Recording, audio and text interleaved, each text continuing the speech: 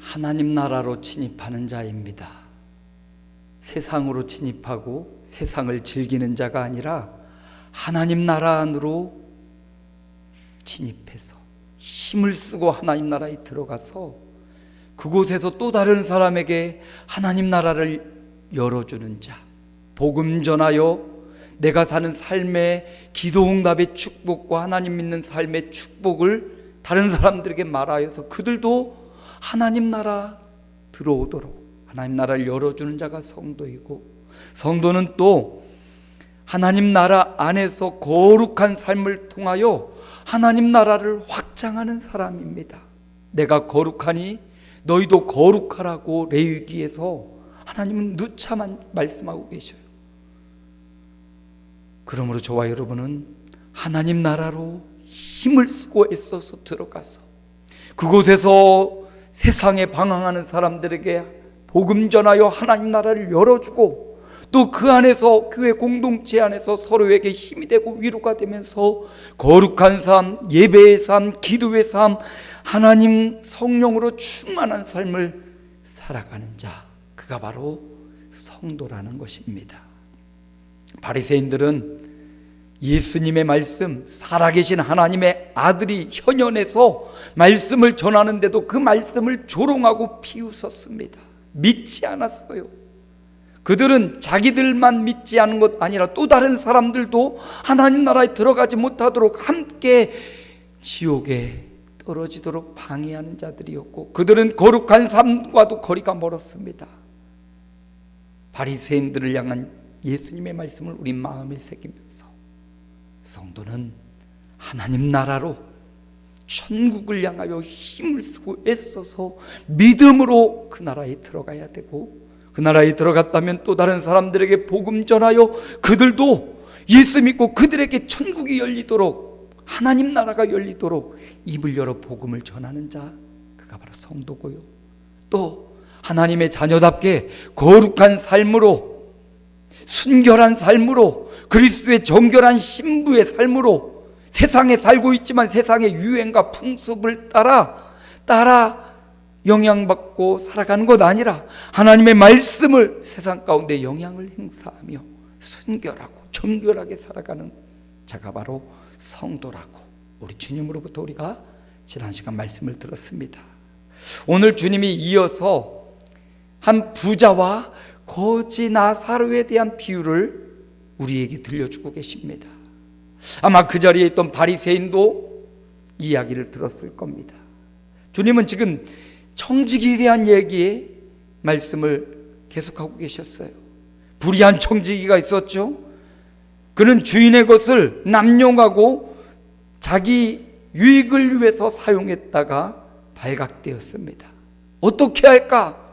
그 불의한 청지기를 어떻게, 너 이제 네가 했던 일 다 정리해라. 이제 내가 너를 고용해서 해고하겠다.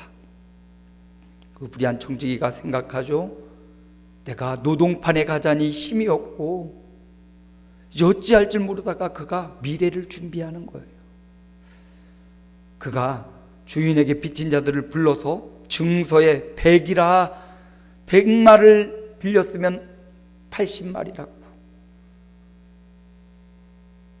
그 증서를 위조해서 그의 미래를 준비했다라는 겁니다. 그 증서를 위조한 것을 잘했다고 칭찬하는 것 아니에요. 약삭판 지혜를 잘했다고 칭찬하는 것 아니에요. 불의한 정직이라도 자기가 당면할 미래를 보면서 미래를 준비한 것, 이걸 칭찬한 겁니다. 오늘 저와 여러분도 이 땅 살아가면서 미래를 준비하기 위해 저축도 하고 자녀 양육을 위해서 열심히 저축하죠. 하나님은 우리에게 말합니다. 이 땅에 사는 미래도 준비하고 살아가지만 영원한 미래는 어떻게 준비할 것이냐. 이 땅은 100년, 120년 살고 끝나지만 너의 영원한 미래, 그 영원한 미래를 준비하는 지혜로운 청지기가 되어라. 이런 말씀을 주님이 하신 거예요. 근데 그 말씀에 돈을 좋아했던 바리새인들은 재물은 내 것인데 하나님의 말씀, 주님의 말씀을 무시했던 거죠. 오늘 또다시 예수님이 부자와 나사로, 거지 나사로의 비유를 통해서 이 땅 살아가면서 어떻게 청지기로 잘 살 것인지를 한 번 더 반복해서 강조해 주고 있는 겁니다. 자꾸 반복하는 이유는 중요하니까 반복하겠죠. 학교 선생님들이 계속 이야기하고 줄치라고 하고 별표하라고 하고 꼬리를 치라고 하고 중요하니까 그런 거죠. 예수님도 우둔하고 어리석은 우리가 자꾸 잊어버리고 까먹는 저와 여러분에게 이거 중요하다, 이거 반드시 중요하다, 이거 네 인생에 너무나 중요한 문제다 강조하고 있는 겁니다. 오늘 부자 그리고 거지 나사로의 비유를 중요한 말씀으로 마음에 명심하시기 바랍니다. 그래서 오늘 말씀의 제목은 산자는 명심해야 한다. 우리 한번 따라 볼까요? 산자는 명심해야 된다. 죽은 자는 오늘 말씀을 들을 수 없겠죠. 그러므로 산자에다가 우리는 이라고 붙여도 되고 나는 명심해야 된다, 이렇게 말씀을 적용하면 될 것 같아요. 또 이 말씀은 산자라는 표현을 통해서 살아있는 지금, 내가 아직 살아있고 건강한 지금 명심해야 될 사항이 있다라는 겁니다. 오늘 부자와 나사로의 비유는 우리가 너무 잘 아는 성경의 이야기입니다. 예수님이 직접 들려주신 이야기예요. 한 부자가 있었습니다. 어떻게 부자가 되었는지는 나오지 않아요. 아마 그가 입은 자주색 옷, 고운 베옷을 보건대 어떤 정치적으로도 자주색 옷은 아무나 입지 않았다고 하죠. 굉장히 높은 자리에 있는 사람이 이 자주색 비싼 옷을 입었다고 해요. 그리고 고운 베옷, 속옷도 갖춰 입었어요. 그리고 날마다 호화롭게 즐깁니다. 어디서 부자가 됐는지 모르지만 그는 좋은 옷을 입고 좋은 집에 살고 날마다 좋은 것을 먹으며 잔치하고 호화롭게 즐기고 있어요. 근데 그 집 대문 앞에 버려진 한 사람이 있습니다. 거지 나사로입니다. 근데 이 거지 나사로를 보니까 온몸에 병투성이에 온몸에 질병과 헌대가 진물이 납니다. 강아지가 와서 개가 와서 그 헌대를 핥아먹을 정도예요. 버려진 그 나사로, 정말 완전히 극과 극의 삶이 대비되어 있어요.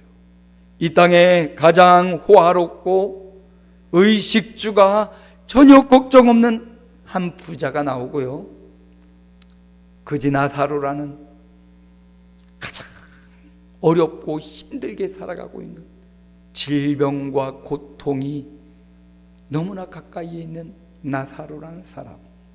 그런데 이 두 사람의 삶이 전혀 이 땅에서 다른 삶인데 동일한 건 하나 있어요.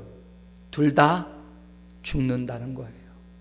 의식주가 보장된 부자도 호화롭게 즐기는 그것도 좋은 것을 먹고 좋은 집에 살고 좋은 옷을 입어도 오래 살 수는 있지만 죽음을 피할 수 없었다는 거죠. 나사로 또한 배고프고 굶주리고 질병이 끊임없이 괴롭히지만 그도 죽었다는 거예요. 죽음 앞에 부자나 가난한 자나 건강한 사람이나 연약한 사람이나 죽음은 누구나 다 당면해야 될, 모든 인생이 한 번은 당면해야 될 문제예요. 어떤 사람은 죽음의 문제를 자꾸 두려우니까 무시하고요, 생각하지 않으려고 합니다. 그럼에도 불구하고 내가 생각하지 않는다고 죽음이 나에게 지나가는 게 아니죠. 또 우리 주변에 가까운 사람들이 죽어가는 그것을 통해서 하나님은 우리에게 살아있을 때 네가 반드시 해야 될 일이 있다는 걸 가르쳐 주는데, 우리는 가까운 사람들의 죽음을 보면서도 자꾸 나에게는 먼 일이야, 난 아직 젊어, 난 아직 건강해. 아니에요. 여러분, 죽음은 생각보다 가까이에 있어요. 우리 주변에 죽어가는 많은 사람들을 봐요. 나이가 어리다고 젊다고 안 죽는 것 아니지요. 둘 다 죽었어요. 그런데 이 땅의 삶이 굉장히 달랐듯이 죽음 이후의 삶이 완전히 달라졌습니다. 이 땅에 호의하며 연락하며 즐겼던 부자는 음부에 떨어져서 불꽃 가운데서 고통스러워하고 있습니다. 물 한 방울 혀에 떨어져서 그 물 한 방울의 시원함을 갈급하고 있어요. 그런데 나사로, 거지 나사로는 아브라함의 품에 안겨 있습니다. 아브라함이 말하죠. 너는 세상에서 위로를 받아서 지금은 저주를 받고 음부 가운데 있구나. 그런데 나사로는 세상의 고난을 받았지만 이곳에서 위로를 받는구나.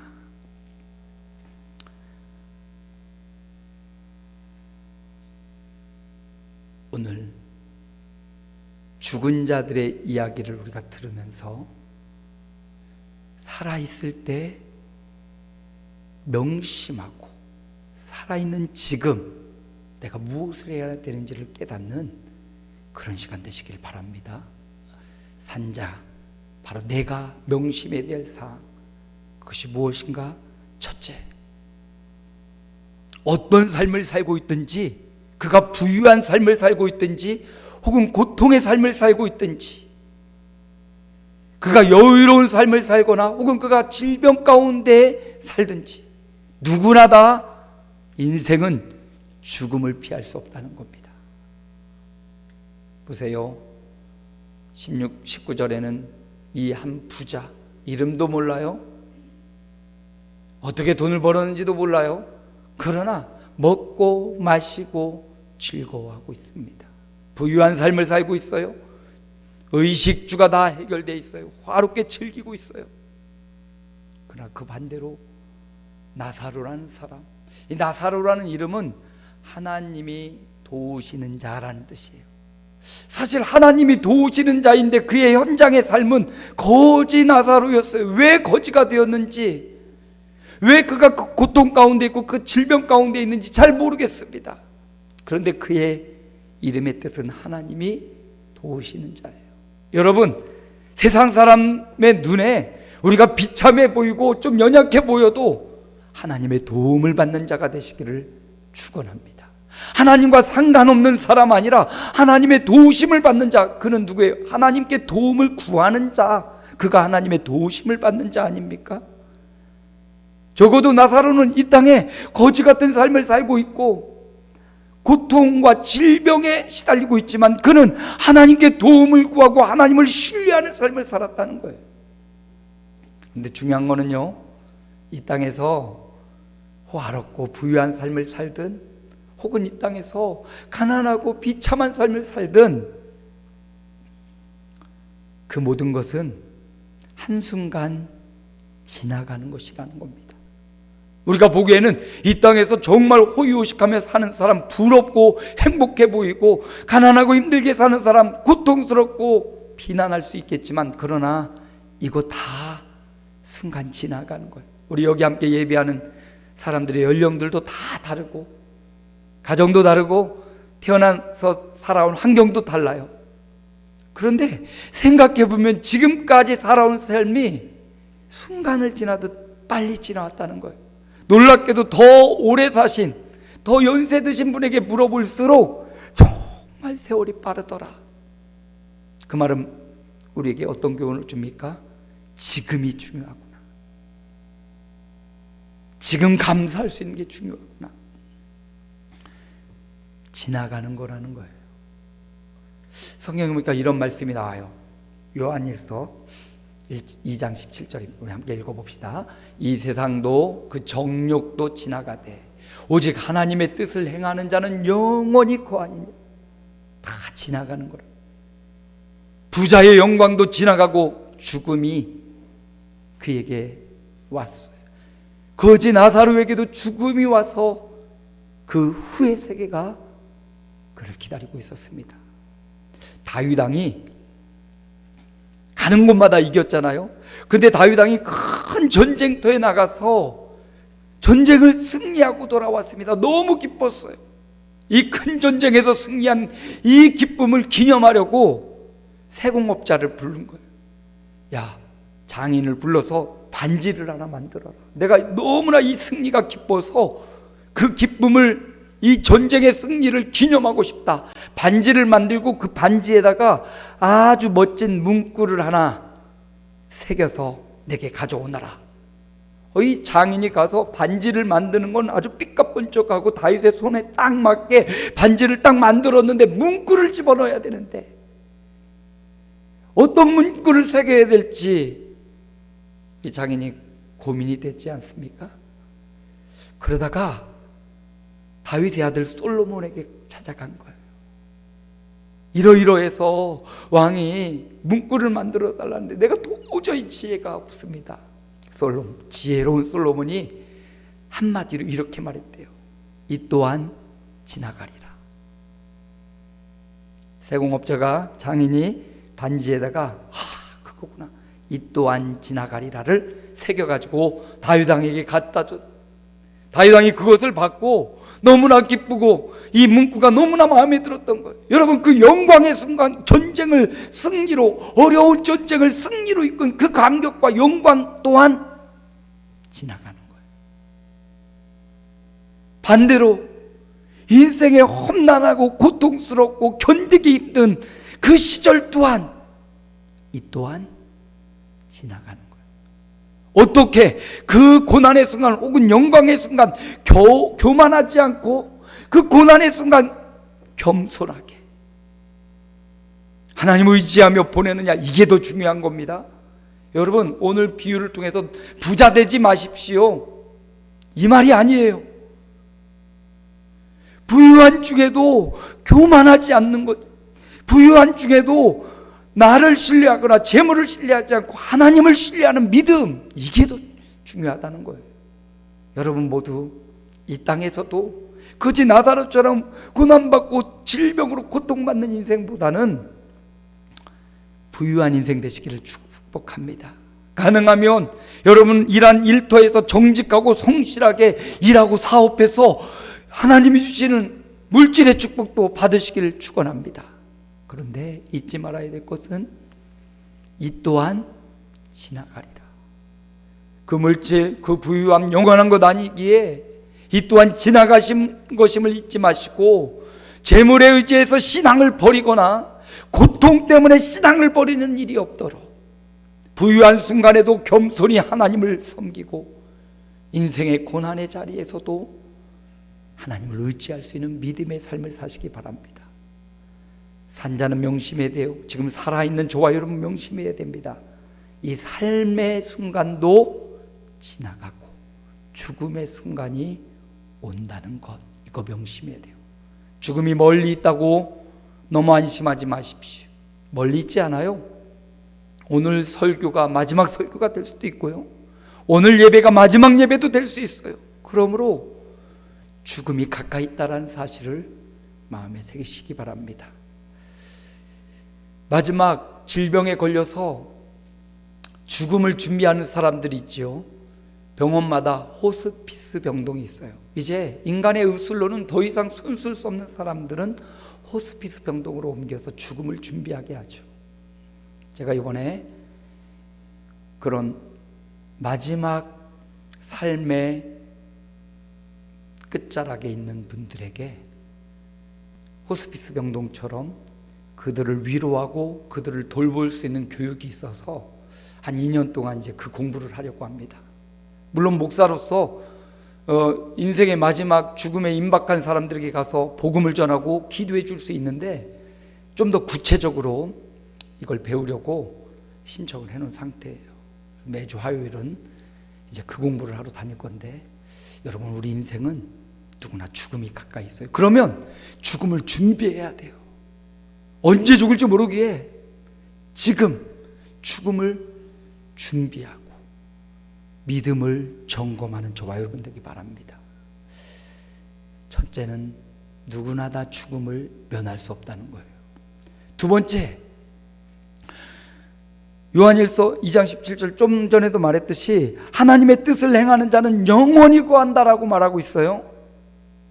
히브리서 9장 27절에 보니까 읽습니다. 한 번 죽는 것은 사람에게 정해진 것이요 그 후에는 심판이 있으리니, 죽음으로 끝나는 게 아니라는 겁니다. 누구나 다 죽음을 피할 수 없는데 그 죽음이 끝이 아니라는 겁니다. 누구나 죽는데 그 죽음 후에는 뭐가 있어요? 심판이 있다고 말합니다. 어떤 아이들은 그렇게 말해요. 이번 생은 글렀어. 너무 힘들고 어렵다고, 괴롭힘을 당하고 왕따를 당한다고 이번 생은 글렀어. 그러면서 높은 데 올라가서 뛰어내리거나 자해하거나 자살을 시도하거나 죽어요. 여러분, 그렇게 이번 생은 글렀어 하고 죽는다고 다음 생에 또 다른 인생으로 부잣집의 아들과 딸로 태어나는 것 절대 아닙니다. 사람의 영혼은 윤회되는 게 아니에요. 사람의 인생은 한 번 태어나고 영원한 거예요. 그래서 하나님의 심판이 기다리고 있다라고 말합니다. 죽음을 피할 수 없는 저와 여러분이 그 죽음 후에 심판을 준비해야 된다는 사실을 기억하십시오. 성경은 이렇게 말해요.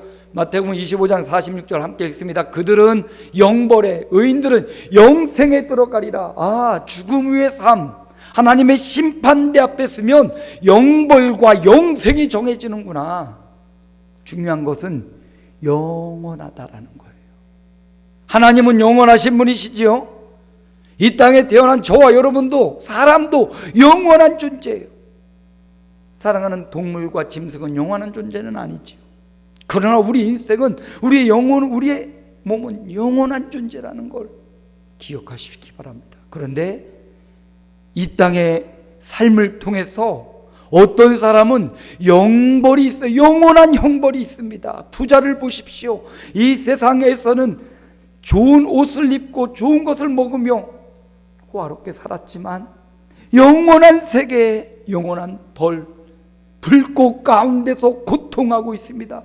물 한 방울의 국률이 없는 곳에 고통하는 부자의 모습을 보게 되고, 어떤 사람, 의인은 영생에 들어가 영원한 생명을 말해요. 영원한 복지를 말하고 영원한 천국을 의미하는 거예요. 누가? 의인들이. 그렇다면 명심해야겠죠. 우리가 죽음을 피할 수 없는데 죽음 후에 영원한 세계가 있다는 사실을 알고 내가 하나님의 심판대에 섰을 때 의인 되어야겠구나. 부자는 하나님의 심판대 앞에 의인으로 서지 못했어요. 왜? 하나님이 부유함도, 집도, 재물도, 옷도, 음식도 청지기로 그에게 맡겨주신 것인데, 자기만을 위해서, 자기 유익만을 위해 살았기 때문에 그는 하나님의 심판을 면치 못했어요. 비록 거지 나사로였지만 하나님의 도움을 구하고 하나님의 도우심을 받는 삶을 살았던 나사로는 하나님의 영생을 책임져 주셨습니다. 죽음을 피할 수 없습니다. 그런데 우리의 영혼은 영원한 것입니다. 그럼 어떻게 해야 돼요? 살아있는 저와 여러분이 지금 명심해야 되는 게 있는데, 지금 예수 그리스도를 나의 구주로 영접하고 하나님을 나의 주인으로 인정하고 나는 이 땅에 그분의 종으로, 그분의 청지기로 살고 있다는 사실을 믿고 영접하는 것, 바로 그게 지금 내가 해야 될 일이라는 것입니다. 부자는, 우리가 부자의 삶을 과거부터 현재와 미래를 다 봤잖아요. 그 부자의 삶에 우리를 투영하고 나사로의 과거와 현재 미래를 봤잖아요. 오늘 우리의 삶에 그것을 투영해서 오늘 저와 여러분이 하나님을 믿고 영원하신 하나님, 전능하신 하나님, 그의 아들 예수 그리스도를 믿고 그분의 뜻을 따라 살아가는 삶, 바로 그것 지금 할 수 있다는 거예요. 죽어서는 더 이상 기회가 없어요. 산자만이 기회가 주어졌습니다. 오늘 하루, 이번 한 주간 남은 세계가 산자에게 주어진 기회예요. 주님의 뜻을 따르고 하나님의 명령과 뜻을 행할 수 있는 유일한 기회. 예수 믿어 영생에 들어갈 수 있는 유일한 기회는 지금입니다. 어떻게 하나님 나라에 들어갈 자격을 얻습니까? 어떻게 의인됩니까? 하나님 아버지, 나는 죄인입니다. 나의 죄를 대신하여 하나님의 아들 예수께서 십자가에 대신 죽으셨음을 믿고 예수님을 나의 구주, 나의 하나님으로 영접합니다. 성령님 내 안에 오셔서 천국 가기까지 나를 붙잡아 주시고 인도해 주십시오. 이 기쁜 소식을 또 다른 사람들에게 전하면서 살겠습니다. 예수님 이름으로 기도합니다. 이렇게 기도하는 자마다 죄인에서 의인으로 인정받게 되는 것입니다. 그리고 이제 지금 하나님의 뜻을 따라 살아가는 삶을 살면 됩니다. 시편 40편 8절 보니까 함께 읽습니다. 나의 하나님이여, 내가 주의 뜻 행하기를 즐기오니 주의 법이 나의 심중에 있나이다 하였나이다. 다윗의 고백인데 주님의 뜻 행하기를 즐기는 삶을 살아가시기 바랍니다. 부자는 자기 뜻대로 살았어요. 재산도 내 것이요, 건강도 내 것이요, 음식도 내 것이요, 내 맘대로 내 뜻대로 살았단 말이죠. 그런데 성도의 삶은 주님의 뜻을 따라고 주님의 뜻 행하기를 기뻐하는, 주님의 뜻 행하기를 즐기는 삶을 지금 사시기를 축원합니다. 시편 또 146편에 우리 함께 읽어봅니다. 할렐루야, 내 영혼아 여호와를 찬양하라. 나의 생전에 여호와를 찬양하며 나의 평생에 내 하나님을 찬송하리로다. 그래서 이 시편 기자는 내 평생에 주님만 찬양하겠습니다. 지금 이 순간부터 남은 생에 평생을 하나님을 찬송하고 의지하고 하나님의 도움을 구하고 하나님의 도우심을 받는 나사로라는 이름처럼 내가 나사로로 살아가겠습니다. 여러분, 지금이 주님의 뜻을 행할 기회입니다. 오늘이 주님의 뜻에 순종하며 살 기회입니다. 오늘이 주님의 말씀과 뜻을 따라 헌신하고 봉사하고 예배하고 또 전도하고 선교하고 구제하고 다른 사람을 돌아볼 수 있는 기회는 살아있는 지금뿐입니다. 내일로 미루지 말고 지금 주님을 신뢰하고 믿으십시오. 주님을 위한 거룩한 일, 헌신과 봉사, 바로 지금이 해야 될 수 있는 기회라는 사실.